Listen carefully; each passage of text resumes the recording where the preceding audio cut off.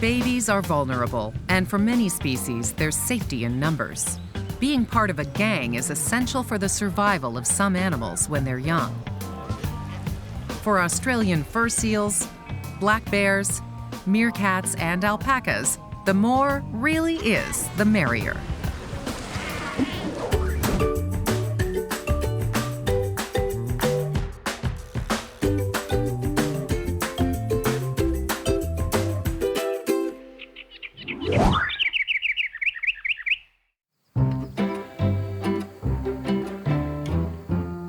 There's nothing cuter than puppies. Or maybe there is. Seal pups might just edge out the canines in the cute battle. It's hard not to like them. Their friendly critters are very social and don't stray too far from their group. The Australian fur seal, or brown fur seal, stays close to land throughout its life. Australian fur seals are a really charismatic creature. They're one of the top predators in the marine ecosystem. They're distributed throughout southern Victoria, southern New South Wales, all around Tasmania and some parts of South Australia. The Australian fur seal is different from other seals in that its flippers are strong enough that it can run around on the rocks. They start off small and cute, but they'll grow up to be pretty big. The Australian fur seal is a brownish colour and they have a golden hue to them as well. They're quite a large fur seal in Australia. They're about 100 kilos for a female. That's 220 pounds. And an adult male can be up to 2 meters long and weigh 300 kilograms. Seal babies like this little guy are called pups. He, like all other pups, looks slightly different than adults. When seal pups are born, they have what we call a lanugo coat, which is really dark brown. Their coat is not only darker, it's also softer and thicker. It keeps them warm and dry underneath, like a wetsuit. But in a few months, as they get older, they'll begin to shed their coat, a process called molting, and they will turn the same gray color as the adults. Unlike other species of seals and sea lions, this little guy will grow up to be quite the socializer. They quite like lying next to each other and around each other, whereas a lot of other species prefer to be sitting on their own rocks. Every October, large groups of seals take that love of socializing to a whole new level. It's time to make babies. The mating process of the Australian fur seal, it occurs over a few months from October right through to December, when the males come ashore and they start holding harems, and they guard those harems very vigorously against other males. A breeding colony can have as many as 1,500 single seals.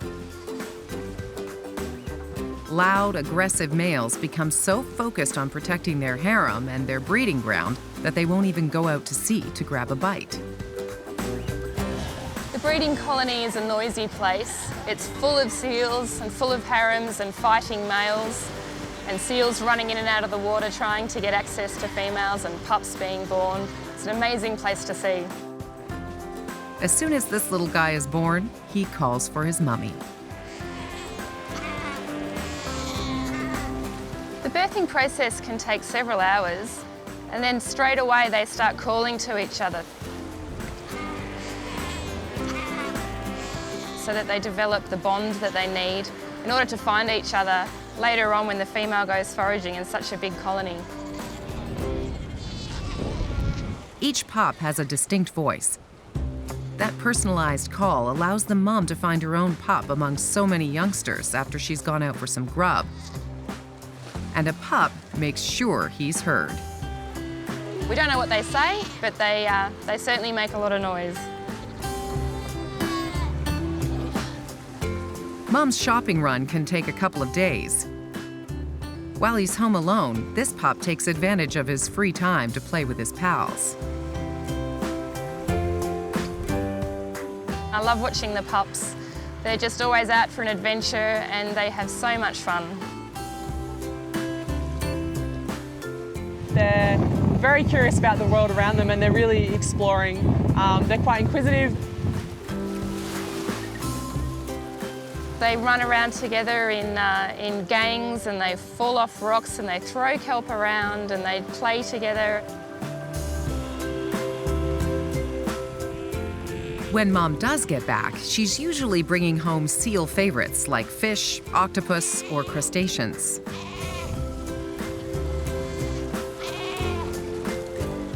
Now that this pup has reached 2 months old, it's time for him to take his first swimming lesson.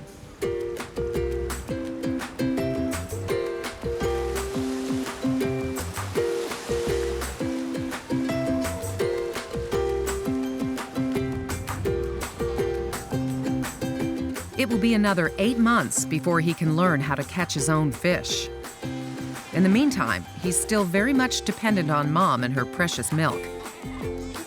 But eventually, he will be cut off. The weaning process happens up to a month prior to the mother having another pup. And generally speaking, she just starts to push the older pup away.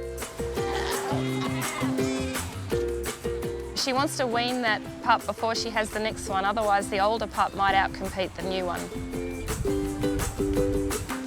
By the time he hits 11 months, this pup will be fully weaned. When he's full grown, he will be able to dive some 200 meters to forage. When he does, this pup will have to stay on the lookout for natural predators like sharks and orcas.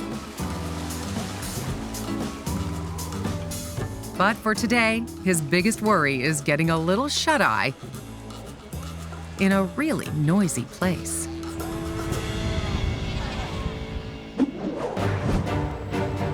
The big black bear. Massive, strong. Well, maybe one day. For now, they're just hanging around. I don't know if they learn that, they're born with it, because they're awesome climbers. I've never seen one fall, and they can climb like crazy. Baby bears are incredibly nimble. Climbing is a good skill for these North American black bear cubs to have if they want to find food and escape enemies in the wild. So is wrestling, as it develops fighting and defense skills that adults need. Instinct doesn't die completely in captivity. But these 4 cubs, Scout, Blue, Captain, and Klondike, live in a place called Bearizona in, you guessed it, Arizona, so they can concentrate on growing up. When they're born, they're tiny. They're the size of a Twinkie or a stick of butter. Then as they get bigger, they get longer and taller. Right now, I think they're 12 to 15 pounds. Bear cubs are born while their mother is hibernating during the winter months. These cubs don't have their mom with them. In the wild, they would stay with her for 17 months, hibernating a second time with her through their first birthday. When they finally emerge from their den, the young bears stick close to their mom until late summer. At that point, females will stay within mom's territory, while males stray farther away to venture off on their own. But these cubs aren't really interested in leading a solitary life. Scout is a little rambunctious. She's a tough bear for being the only female in there.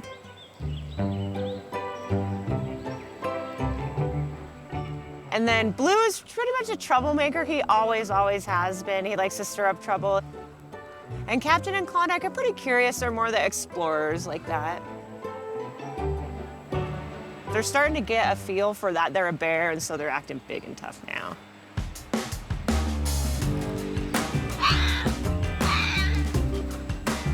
They're already expert climbers, but eventually these guys will be able to run up to 50 kilometers an hour to avoid any danger. And they're getting lots of practice chasing each other, even though they don't really need it here. In the wild, bear cubs would be vulnerable to predators such as coyotes, wolves, and even other bears. But bear cubs can't rely on their mobility alone to survive in the wild. They would need to learn how to stay away from people. They would also need to learn how to build their own housing, how to travel and look for food. It wouldn't be presented to them. And these cubs love their food.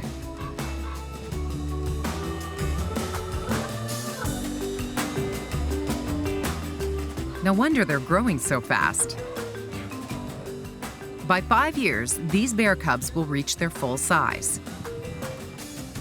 A female like Scout could weigh 150 kilograms, and a male like Klondike twice that. They will eat as much as 20,000 calories a day before hibernating. With up to 85% of their diet being vegetation, that's a lot of berries, nuts, and grass. But their fondness for food and keen sense of smell could get these bear cubs in trouble if they were in the wild.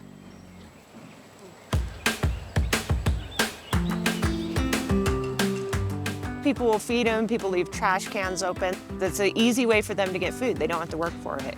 They like the ease of the capture of the food, and they kind of get into neighborhoods, get into trouble that way. But here at the zoo, they're staying out of trouble. These cubs play all day. They jump at each other. They'll bounce and launch at each other, which is great. They roll around, they bite, they wrestle. They're always playing. It's great. For Scout, Blue, Captain, and Klondike, playing together is an important part of exploring their new world. They can climb, play, and learn, all in the company of their furry friends.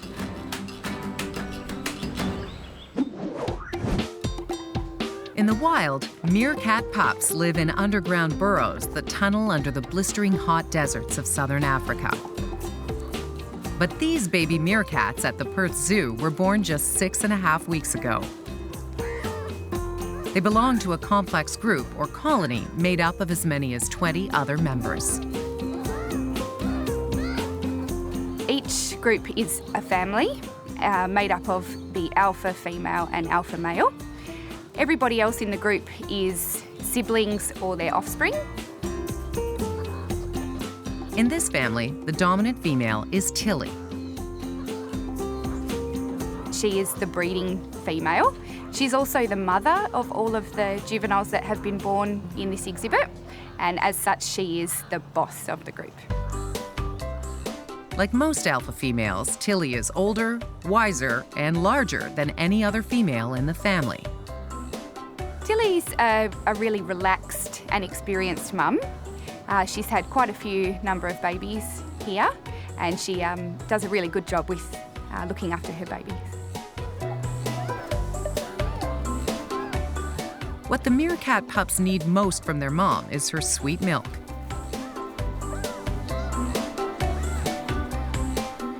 But to keep that milk flowing, Tilly needs to stock up on some serious calories. In the wild, she would leave the colony and forage all day. So what does that mean for these little defenseless guys? Not to worry, Mom has that covered. Because only the dominant pair actually mate, there are lots of other members ready and able to help out. Quite often, an older sibling or a babysitter will stay with the kits and look after them while the mum goes out and feeds to get enough of a milk supply. But the other family members do more than just babysit. They actually teach these little guys how to coexist together. Older siblings in this group are really good at teaching our young kits things about life.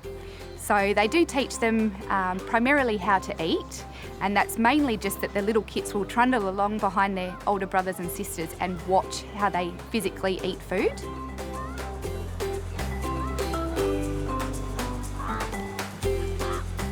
They can also pass on some killer grooming tips, because it's always important to look your best.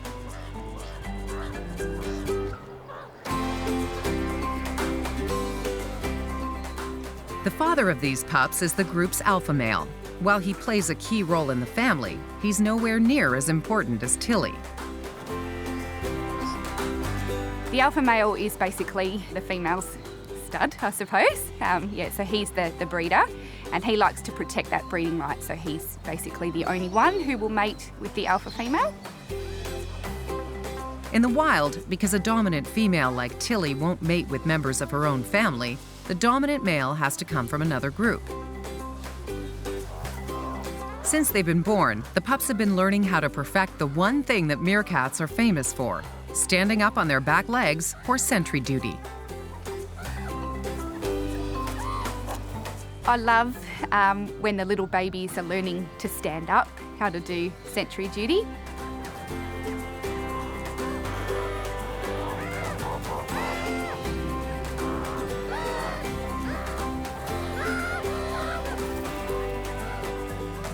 Their little legs are a bit wobbly sometimes, so in the beginning stages they find it quite difficult. They'll try and stand up and sort of fall over. In the wilds of Africa, sentry duty is key to the pup's survival. Obviously, being quite little, you're a bit of a snack size for anything that might want to come and eat you. So things like birds of prey, other predators like any of your sort of terrestrial carnivores will quite often try and take a little meerkat pup. As they get older, these pups will develop an excellent sense of sight, smell, and hearing. All things that will help them detect the approach of enemies. But in the meantime, the rest of the colony totally has their back. If their siblings or other relatives sense a predator coming, they will immediately sound the alarm. And that will usually send a response to the rest of the group to run away and hide.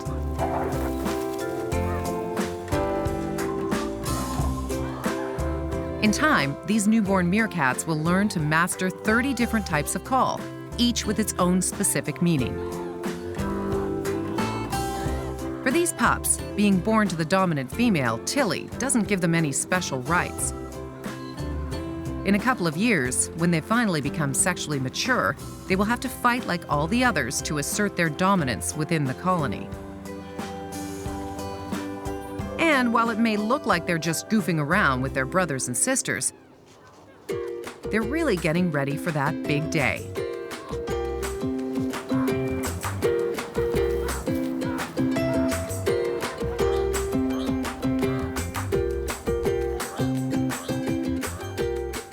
A really big part of being a meerkat kit is learning how to play with your siblings, and some of that play is actually to go on later in life and learn how to fight other meerkats. So our meerkat kits do a lot of tumbling, wrestling, play biting and that sort of thing, so that is really important. For these baby meerkats, power is truly in numbers. Everything they do is for the family, and in turn, everything they do is for them. Soon enough, they will learn that, in the long run, showing their devotion to the family can help them move up the ranks and possibly even help them become the next dominant male or female. But for now, sneaking up on your brother and tackling him is just a fun game.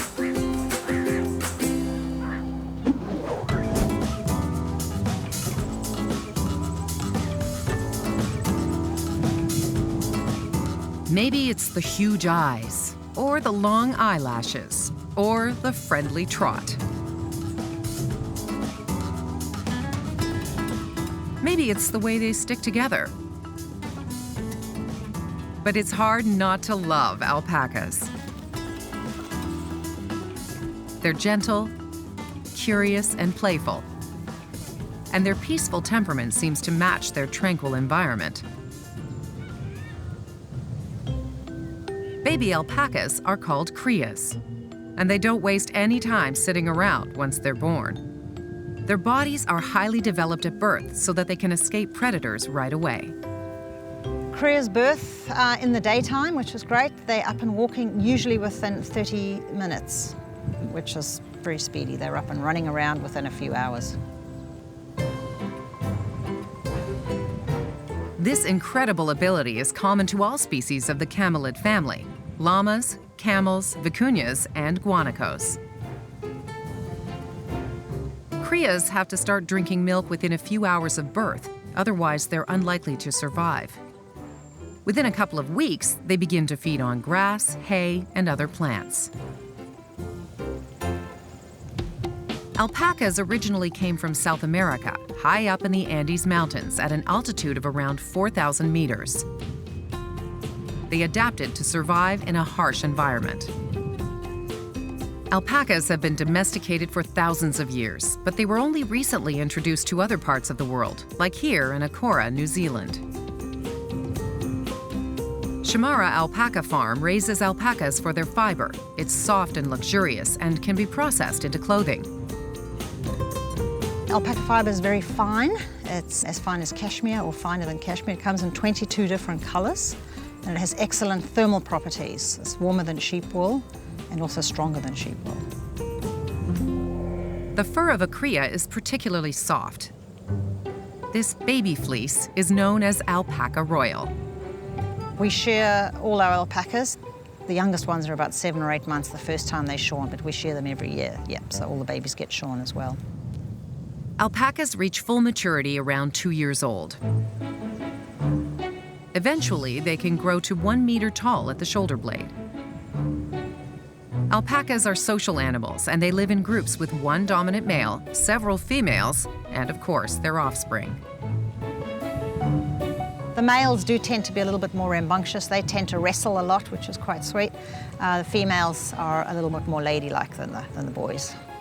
One of the things a young alpaca or cria learns is to stick with the herd, and that keeps it safe from predators. In their native South America, pumas and foxes pose a constant threat. In North America, coyotes are a dangerous foe. But here in New Zealand, alpacas have no natural predators. This makes it an ideal place to farm them. What I love about alpacas, just their lovely nature. They're so soothing, they're quiet. Just something endearing about alpacas. You just sort of fall in love with them. Growing up with company makes life a little sweeter. Playing and hanging out with siblings and playmates helps these animals explore and learn. For these creatures, the more definitely is the merrier.